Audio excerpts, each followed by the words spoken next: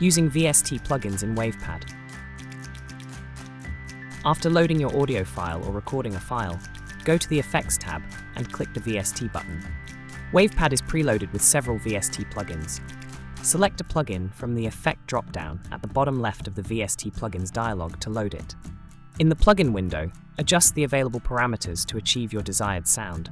To load your own plugins, go to Tools, then Options, and open the VSTs tab. Click the Add Path button to browse to the folder where your VST plugins are stored. All compatible DLL plugins will be added from the folder. Click OK to save your changes and close the dialog. Go back to the Effects tab and click the VST button to open the VST Plugins window, where you should now see a drop-down list of plugin names under the Effect label. Click the Refresh button if they are not there. Use the Play button to preview your audio while making adjustments, or select Bypass VST to hear the audio without the VST effect. If the plugin includes presets, you can select one from its preset drop-down.